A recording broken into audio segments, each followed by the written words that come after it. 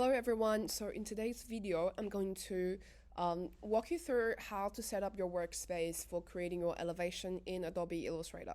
So first of all, you will see my interface being created. Okay, so if you have downloaded and installed Adobe Illustrator, when you open that program up, you should be seeing this whole interface. Okay, now if you've been undertaking any other subjects, so let's say year 9 VCD previously, or if you're also undertaking year 10 VCD the designer, okay, you would have some files here previously. So look at mine, I have some files here previously, but if this is your first time opening up Adobe Illustrator, you will see nothing here basically. Okay, but for our case, we're gonna start fresh and create a new file from scratch.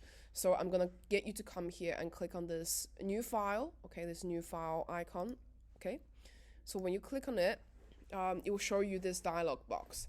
Underneath this dialog box, I want you to find a couple of new presets. Okay, so first of all, you're gonna select, make sure that you're doing A3. So A3 size is 420 times 297 millimeter. However, if when you open it up, it doesn't come up with this interface, you can go to print. Okay, underneath print, you can click on this view all presets, and then you can click on this A3 over there. Okay, so just for your convenience, I'm gonna click on this A3. Okay, and then coming over here to the right hand side of this panel, you have presets details. You want to change this name to something that you can recognize it. Most possibly you will see Untitled 1 because I've opened up some other documents, so it's Untitled 3. Change it to something that you can recognize. I would suggest maybe put our class codes first, so you guys are 10 VCAR. Okay, so maybe put 10 VCAR, and then followed by maybe 83. Okay, you can call that elevation. Okay, maybe put your name at the end. If that's my name, I'll be Ihan. So you put your names over there. Okay, so in which case you can very easy to find it without suffering through this anxiety when you want to submit things at the end and you can't find it anymore. So second things which are also important is that you need to change the units here. So at the moment, Adobe Illustrator's default is points, but I want you to click on this drop down button and you need to click on millimeter. Okay, it has to be millimeter because that's the units that we're working at. We're Australians, we use metric system, we do not use imperial systems. Okay, please use millimeter, and then please change your page orientation to landscape. Okay, artboard remain 1 will do. Okay, so the rest of the settings should be fine. So as long as if you have chose over here to be A3, okay, change the document's name to something that you can recognize. For example, follow my naming convention, and also changing the units. Also change your paper to landscape. You're good to go. So hit create. Wait until it's loaded. You will be greeted with this interface. Okay. Before we proceed to add in your photograph taken from your model making, please make sure that we will check a few of the things before we proceed, okay? So first of the things that we're gonna do is that we're gonna make sure that your workspace is set up in the way that you want it to be. If this is your first time using Adobe Illustrator, I will prompt you to go over towards the top right panel over here, so click on that. And then you, at the very least, need to select Essentials or Essentials Classics. Okay, so if you somehow get rid of, let's say, the panels over here, you can set it back to Essentials or Essentials Classics. So at the moment, I'm on Essentials, so I'm good to go. Second thing is that we want to switch up the ruler and also the grids. Okay, so now I'm gonna ask you to go to top panel. Okay, if you're operating on a Windows, it will look a bit different from me, but you go up to find View. There's a drop down menu, and then you scroll down a little bit until you find rulers. Okay, underneath rulers, please select show rulers. That's also if you're using a Mac, that is Command R, but if you're using a Windows, that's Control R for shortcut. Okay, so click on that. You will see that over here, over at the top, you will find these guidelines already happening, but this is not the system that we want to. So but before we change anything of this, we're gonna switch up to the rulers as well, sorry, the grid as well. So I want you to also click on view, and underneath there I want you to find show grid. Okay, so show grid over here. So you will see a whole bunch of grid being popping up over here. Okay, but you have no idea how big they are. So what we're gonna do next is that we're gonna orient to over here. So in my panel, it will be Illustrator 2024. I'll go to settings. Okay, so if you're operating on a I think if you're operating on Windows, it's supposed to be preferences, or if you just cannot find it, you could just go and find this magnifying glass, and over here you can search for guides, guides and grids. Yep, so guides and grids, so this is the one. Okay, so if you click on that, it will lead to where it's supposed to be. Okay, so always you can use a magnifying glass to search for this function. But for my case, I'm just gonna go here and I'm gonna go setting, and I'm gonna find this guides and grids. So inside here, I'm gonna change things up a little bit. Okay, so over here we have guides and grids. We have guides, just remain guides as it is. Over grids, we're gonna change grid lines every, doesn't matter how what the numbers are here, you're gonna change it to 10. So 10 and put down millimeter, okay, millimeter, and you hit okay. So this is how big things it's supposed to be. Okay, so this is how big things is supposed to be.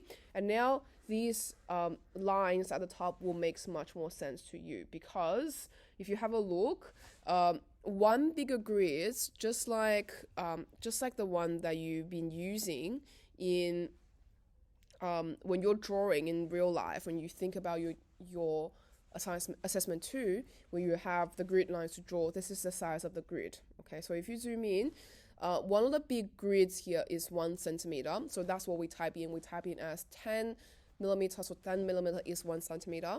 And you have all the way from 0 to 100, that's 100 millimeter.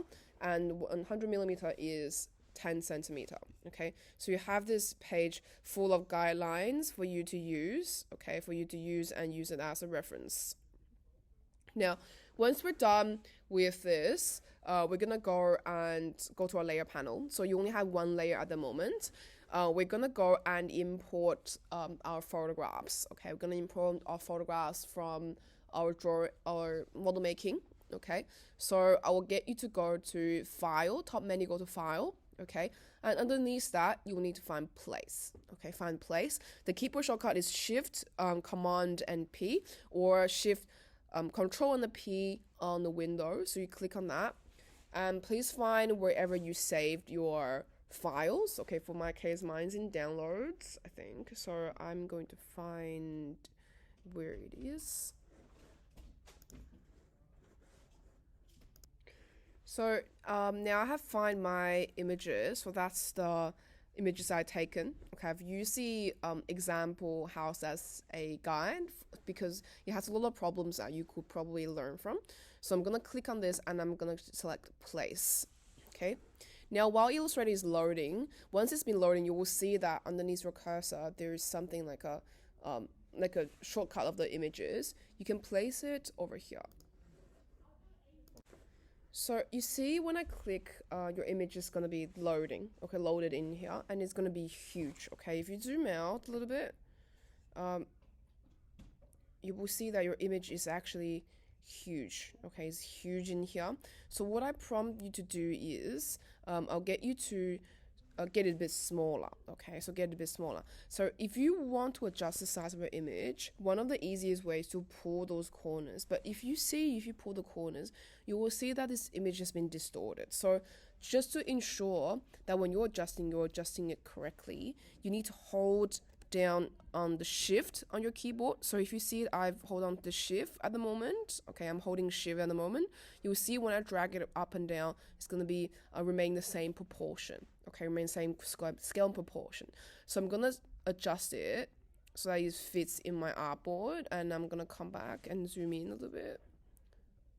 Okay, because you want to make sure that's at the center of your screen. Okay, and then what I get you to do is we will need to get your house to the size of a 1 to 100. Okay, so this is a time if you want to go down and really have a measuring how big your house is from the front. Okay, measure how big that is from your model, because we're making models at 1 to 100, which means it's very convenient for you to just measure and then make sure that the size over here, okay, so from the left and to the right, the size you measure is the equivalent of the size is supposed to be showing on the ruler. So you can use a ruler and you can use the grid lines to help you a little bit. If you want the grid lines to be at the front, you can, at the front to overlay your images, you can go to view again, and then scroll down to find grids, I think, no, hide grids. Sorry, oh, I've just hide the grids. You need to go, sorry, my bad. You need to go to settings again. You need to find your grid, and then over here you have grids in back, so you can uncheck it. And when you hit OK, your grid is at the front now. So if you think this is gonna help you, you can use this as a method. Okay, so just to have your grid at the front to give you an idea how big things are. But normally I just would like to use the rulers, because sometimes I think the grid is a bit more like overpowering into my face and I can't see things very clearly. So if that's you, you can just go back and we can find guides and grids, and we will snap the grid in the back again. Okay, so I'll give you a bit more time to adjust it so that the width of your house is the same as the rulers. So the rule is the measurement that is supposed to be, or you could use the height as a guide, so make sure that your image is up to scale. Okay, so now I have adjusted my images to the proper size. Okay, I'm just using the height as a reference. I'm just measuring the height from underneath of the roof all the way towards the bottom. So this area, I'm just measuring this area. This area is supposed to be 4, okay, so 4 centimeter. So I've used the ruler guide as a reference and I've put it down as 4. So this is roughly the size your elevation is going to fit on the A3, okay? And once you've done with that, I'm going to ask you to come over to layers, double click on the layer and rename the layer as maybe let's say photo. Okay, for something that's like photo base for you to later to be able to identify. Before you create a second layer, I'll get you to position this photograph at the center, okay? Maybe leaving a bit more space at the bottom here, because later on we will need to actually put in the title bar over here, okay? So let's create another layer. Once you're happy with it, create another layer on top of it, okay? And this layer, once we create this layer, I'm going to ask you to lock the previous layer where you have the photo base. So lock it. So click on this here where you see the lock. And at this point, you can't move anything. Okay. So this is what we want, because I don't want you to, when you're tracing, you're actually drawing on top of things. Go to this layer, double click on it again. And this time we rename it as outline, maybe, or outline trace. Okay. Okay. And that's it. So this is how we set up the workspace for Adobe Illustrator. Okay, so once you're on this stage, you're good to go with tracing over the outline of your house, which I'm going to demonstrate in another video. Okay, I'll see you in the next one.